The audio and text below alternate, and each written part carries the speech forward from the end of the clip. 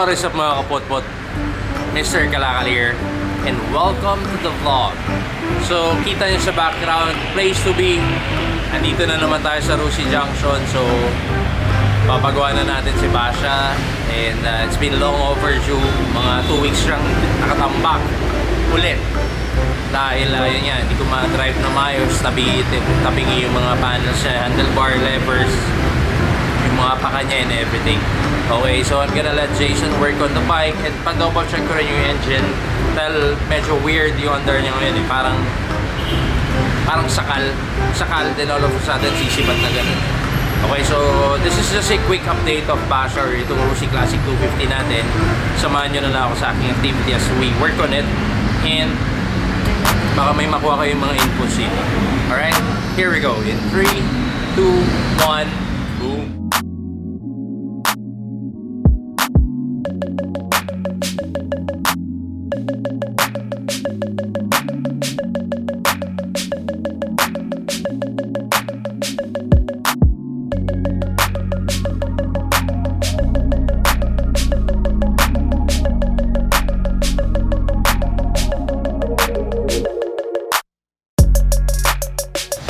Alright, baklasan time. Handlebar ang pinakaunang-unang kita eh. Siren.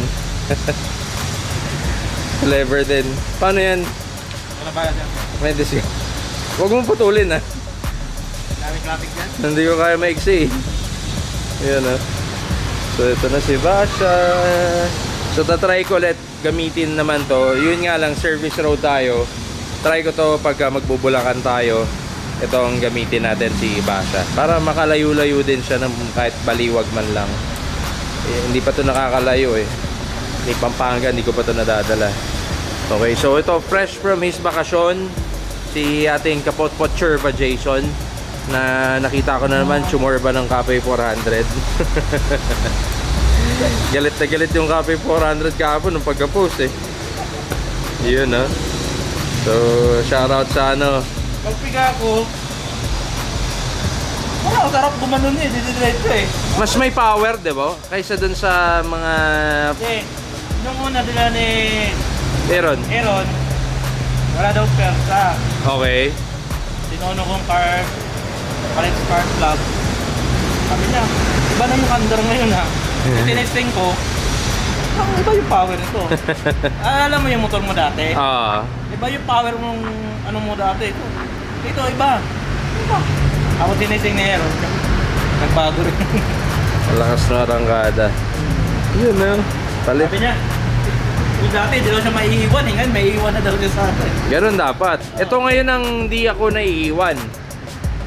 Simula, kanina nung papunta ako dito, yung halimbawa, pag cambio mo, gaganyan ka, di ba? Pag push mo ng throttle, hindi ka yung parang sisipat ka agad, parang tumutukod muna. Ano yun natin? Ganun siya ngayon eh. Yan. Yan. Tampo ka ng tampo, Basha. Tampo, kasi binagkas mo. Buti ka kung hindi yung tangke. Buti hindi yung tangke kasi ito, sumampa na dun sa motor eh. Sumampa na dun sa motor niya eh. Yan ah. Sa line. Saka banking. Okay. Yung mga tungkol. Ito rin gumalaw. Ayan ah. Kita yung marka eh. Dali lang yan. Mga tungkol yung parang slalom. Ayan ah. There you go. So sabay ko na rin change oil. Kailangan na rin natin to change oil yata eh. Change oil na rin to. Kulang-kulang is nung isa. Oh, wala kang stock ngayon? Yung Mabango? Rusi, mapapaw. Oy, Rusi. Rusi naman ginagamit natin. Yun oh. Sarap nito, tapos itali mo lang yung mata. Penitensya. Hindi siya lang, ganun ganun. Ano nangyari sa'yo? Pag dyan ka sa kalsada, paligaan yung kamay mo, tapos ang hila ka ng motor mo. Alam mo yung kalabaw? Ayan, ito na yung bagong handlebar natin. Oh.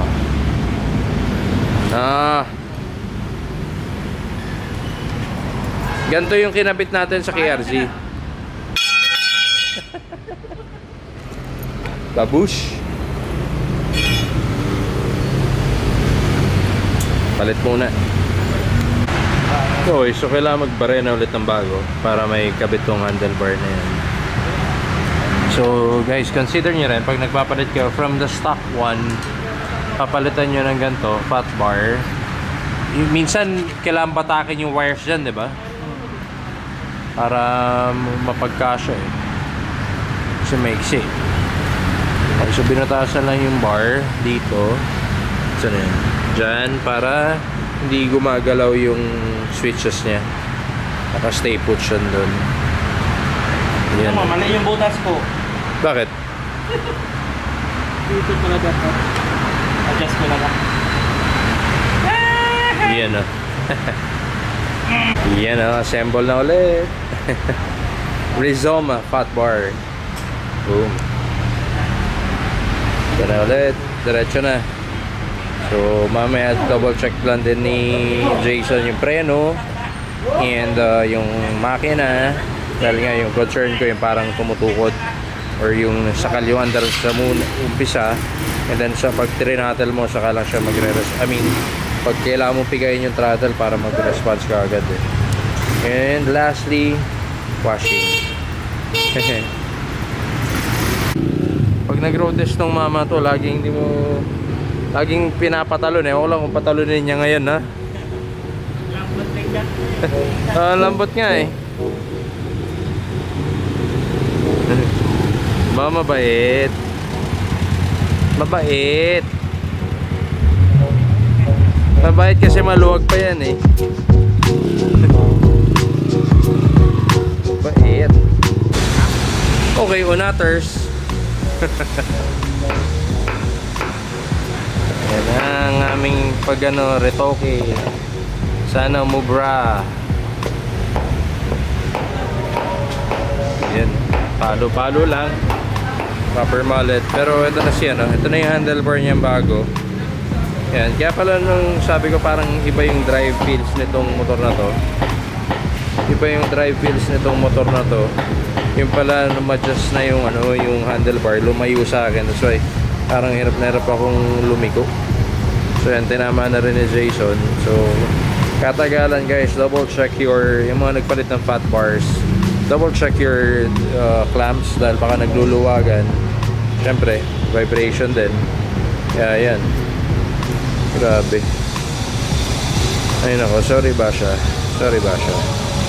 So guys, may video about road rage, kung papatulan o papalagpasin or pagpapasensyahan, panoorin yun. So one example is yung ito, so wala namang road rage na naganap nung accident. Nakakagulat nga, imbis na magalit ako or magalit din siya, or bakit siya magagalit din. Anyway, so imbis na mag-away kami, alam mo yun, nag-aalalahanan pa kami na okay ka lang, nagtulungan kami pagtayo ng motor. Ikaw, okay ka lang, how are you? Can you manage? Or kaya mo bang i-drive? Kaya mo mag-drive pa uwi? So parehas kaming may injury, parehas kaming may damage yung motor. Pero alam mo yun, sa pairali namin init ng ulo sa scenario or the situation, yun, humility and humbleness ang aming pinairal. And so far, umuwi kami ng maayos kahit na-involved kami sa aksidente. Yan, dirty.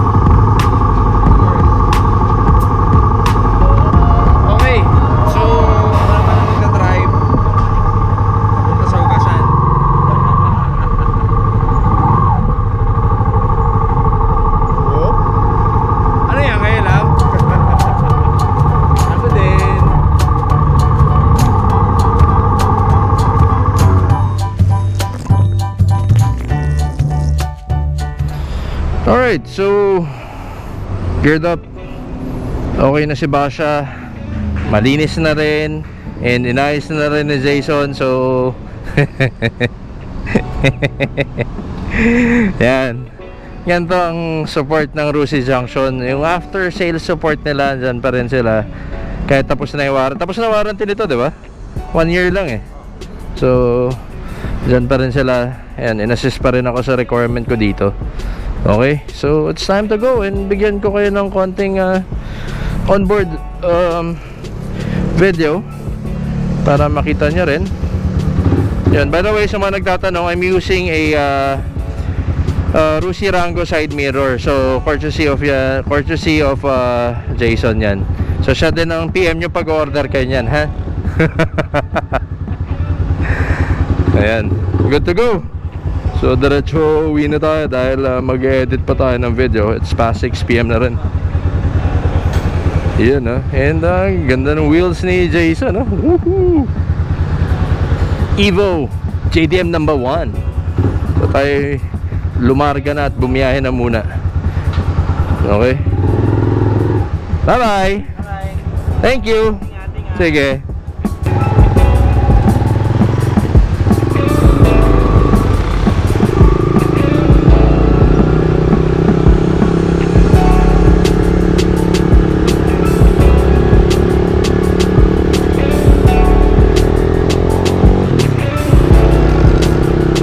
Junction. So expect heavy traffic dito. And minor difference lang naman yung meron from our old handlebar, kasi mas konti lang naman yung lapad nito. Ito yung handlebar na ganito din yung handlebar na kinabit ko noon sa TMX project. Mas gusto ko to kasi mas malapad ng kaunting-konti. So yung carb wala kang binago. Ito pa rin yung turbo carb na gamit natin. Ayan, grabe. So guys, kanina nabanggit ko, factorin nyo rin, baka lumuluwag yung tornilyo dito sa mga naka fat bar. So may tendency kasing lumuwag siya dahil of course yung vibration ng motor natin. Hindi naman sobrang pino yung makina natin eh. So expect vibration, and if the bike is vibrating,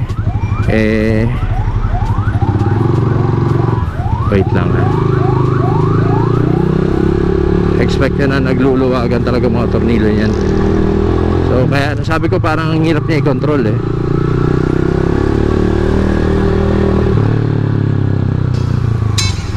Okay guys, so malapit na tayo ulit sa Ortigas area. Ito na. Sarap mag-drive na hindi tabingi ang handlebar.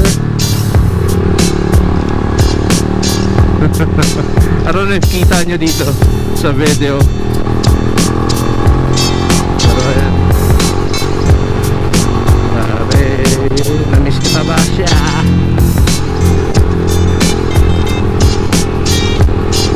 Nakakamiss kayo drive.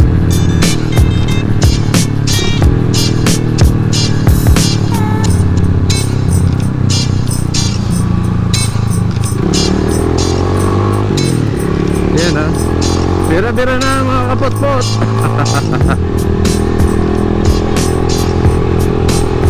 Bira-bira na.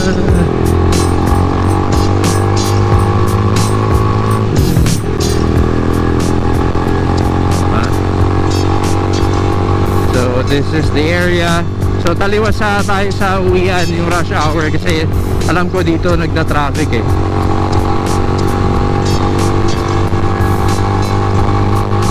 Sana hindi makapapila sa elevator namin.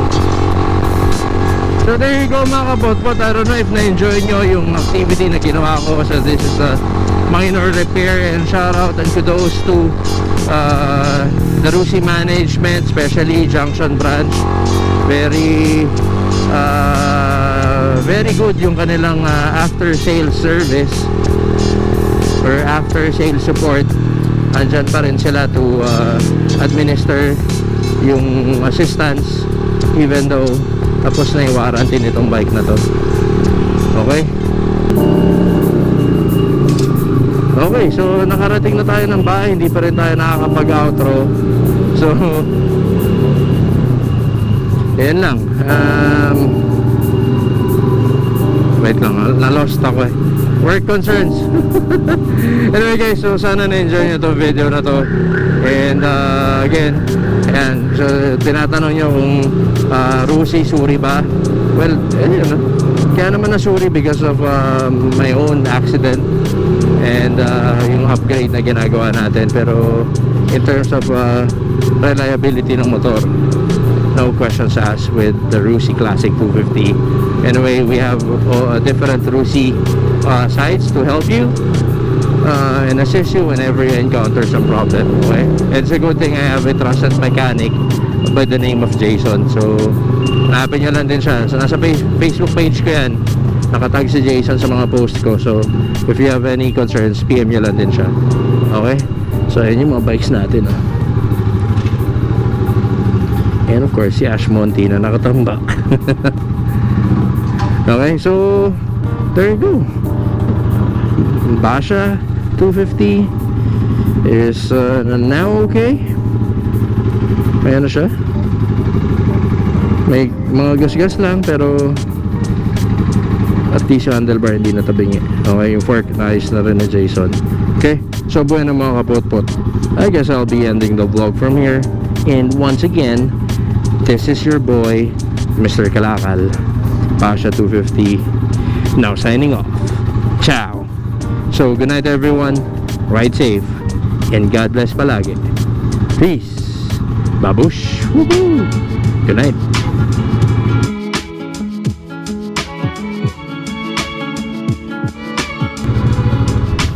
There you go. Basha, Blanca, and Sasha. Good night.